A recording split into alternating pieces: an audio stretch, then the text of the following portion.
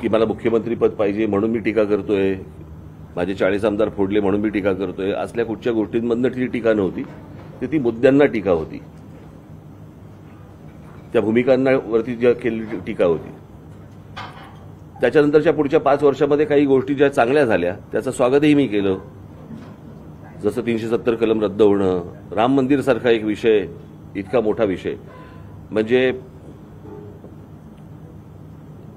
खरं तर राम मंदिर ही गोष्ट आपल्याला काही धर्माच्या आधारावरती राष्ट्र उभं नाही करायचंय, परंतु 1992 पासून ते 2024 पर्यंत एक रखडलेली गोष्ट, ज्याच्यामध्ये आजपर्यंत इतक्या कारसेवकांनी ज्यांनी आपली स्वतःची आहुती दिलेली आहे. मला असं वाटतं तेव्हा तुम्ही कोणी तेव्हा नसाल,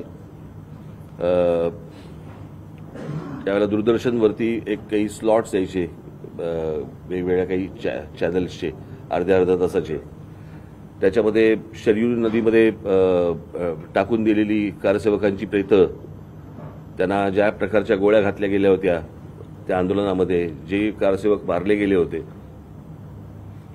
मला असं वाटतं त्या सगळ्या कारसेवकांचे आत्मे शांत झाले असतील आणि ते राम मंदिर उभं राहिल्यावरती. आणि एक निश्चित, जर इतक्या वर्ष प्रलंबित राहिलेला प्रश्न जर नरेंद्र मोदी नसते, जरी सुप्रीम कोर्टाने आदेश दिलेला असला तरी, जर ते नसते तर राम मंदिर उभंच राहू शकलं नसतं. हा तसा अनेक जसे पेंडिंग विषय आहेत तसा हा एक तसाच राहून गेला असता विषय. सो एनआरसीचा विषय असेल, राम मंदिराचा असेल, 370 कलम असेल, अनेक गोष्टींवरती मी त्या वेळेला स्वागतही केलं, अभिनंदनही केलं. मी स्वतः फोन करून अभिनंदन केलं या गोष्टींचं.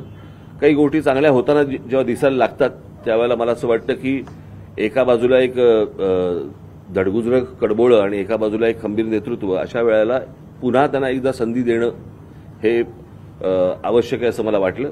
आणि म्हणून मी पक्षाने आमच्या ठरवलं की त्यांना नरेंद्र मोदी यांना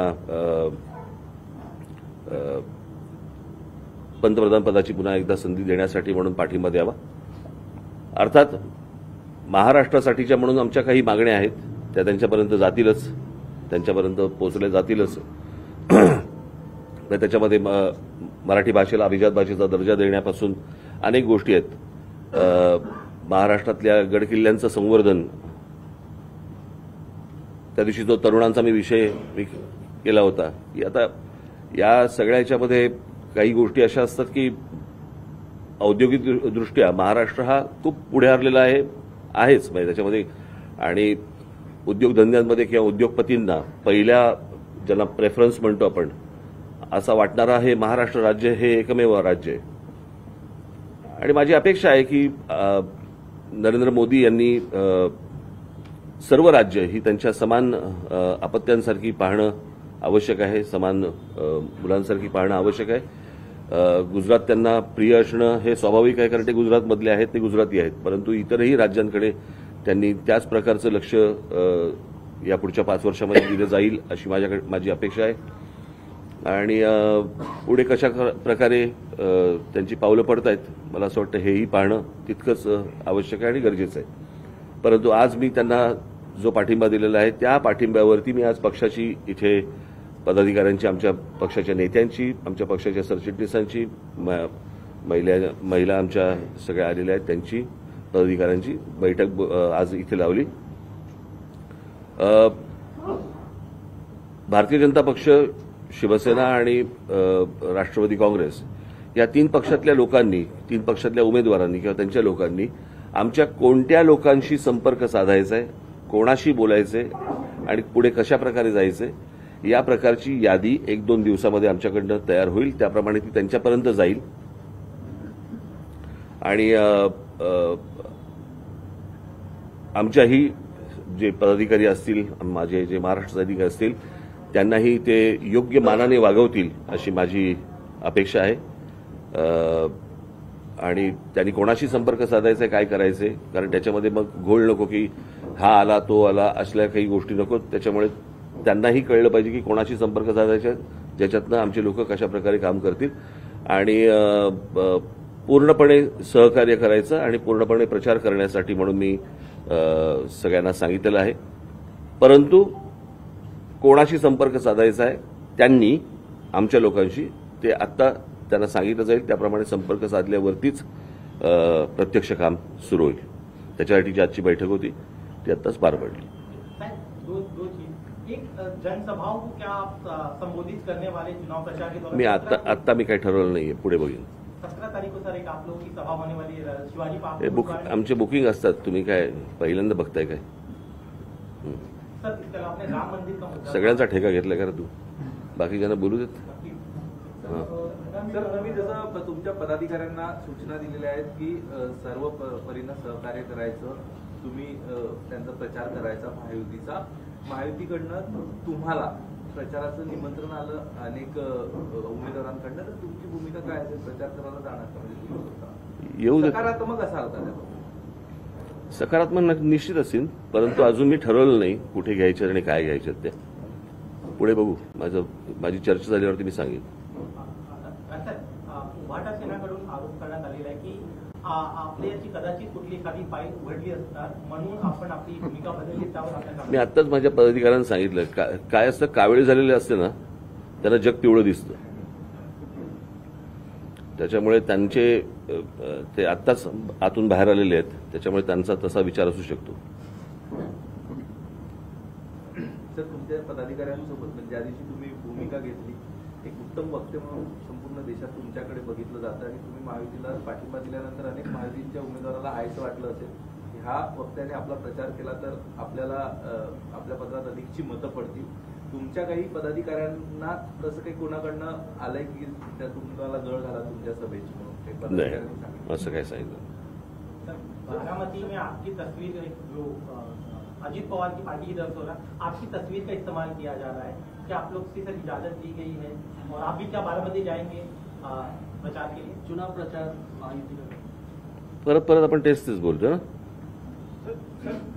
तेच बोलतो ना आपण. तर मुंबईतील निवडणुकीच्या आधी महाराष्ट्र नवनिर्माण सेनेने शिवाजी पार्कमध्ये सभेची परवानगी मागितलेली आहे. तर ती एकत्रित सभा असेल, मनसे महायुतीचे नेते नरेंद्र मोदी कसं असेल?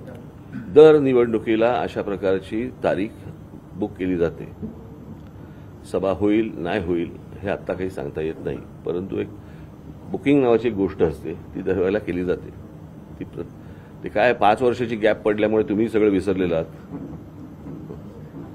परवाच्या निर्णयानंतर काही पदाधिकारी नाराज झाले, राजीनामे देणं सुरू झाले, त्यांच्याशी संवाद साधला का किंवा साधणारा? कोण पदाधिकारी? एक समाज माध्यमावर सुद्धा बरेच जण अशा प्रकारचं काय समाज माध्यमांवरती काय जो हा निर्णय आहे महायुतीला पाठिंबा देण्याचा, प्रश्न असा आहे, मी या सगळ्या गोष्टींचा विचार पक्षाचा म्हणून विचार करत असतो. कळलं का? ज्यांना या प्रकारची समजच नसेल आणि उमजच नसेल त्यांनी जो काही निर्णय घ्यायचा तो करावा. लोकसभा निवडणुकीमध्ये अरे तुम्ही काय आलात मुंबईत? कधी आलात? तुम्ही माझ्यासाठी आला म्हणजे? धन्यवाद. तुम्ही मुंबईत? मी आलो मुंबईत. मी ईडी, सीबीआय, एनआय, एनसीबी, ज्युडिशियली या सगळ्या फील्ड्स बघतोय. कोणाकडनं? मीडियासाठी. कुठले चॅनल? त्यांना बोलवण्यात आलं तर नाशिकवरून त्यांना बोलवण्यात आलं मुंबईत. हो, पण काहीतरी असेल ना, त्याला लेबल असेल ना. असं सांगा ना, मी तेच विचारतोय. मी म्हटलं तुम्ही एवढी नावं घेतली, काय सीबीआय, ईडी बीडी वगैरे. हो बरोबर आहे. मला वाटलं होम जॉईन केलं की काय तुम्ही? बोला बोला. की लोकसभा निवडणुकीमध्ये एक जरी उमेदवार तुमचा नसला तरी विधानसभा निवडणुकीमध्ये तुम्ही निवडणुकीच्या तयारीला आता गुढीपाडवा सभेतच सांगितलं, त्याची रंगीत तालीम म्हणून सुद्धा तुम्ही लोकसभा निवडणुकीकडे पुनर्बांधणी म्हणून बघताय का? कारण गेल्या निवडणुकांमध्ये अशा अनेक जागा आहेत की ज्या ठिकाणी मनसुद्धा जनाचा प्रचंड होता. अर्थातच बघणार ना मी. त्याप्रमाणे आमच्या लोकांना मी कामाला लागायला पण सांगितलेलं आहे.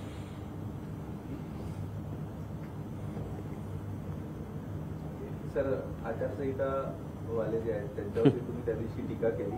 अलीकडे एक ग्रामीण महाराष्ट्रातनं एक बातमी समोर येते की आचारसंहितावाल्यांनी लोककला केंद्र आणि ज्या काही लोककला आहेत त्याच्यावर बंदी आणलेली आहे निवडणुकांचं कारण देत.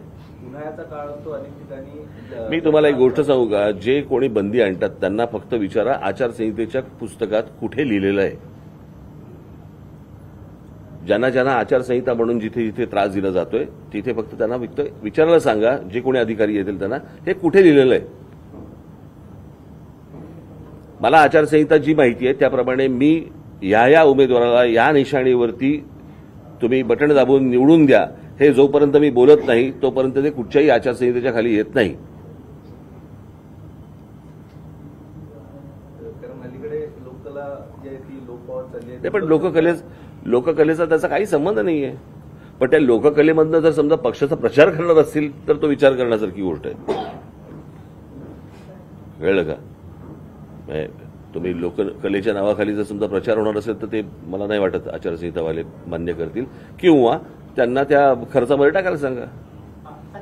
काल उद्धव ठाकरे यांनी पालघरमध्ये सांगितलं की महाराष्ट्रात मोदीचा सिक्का नाही चालणार, आमचा सिक्का चालणार आहे. ठाकरे आणि पवार चला आपण भेटू.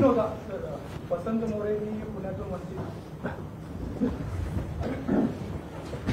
घेऊन जा, बाईट घेऊन जा.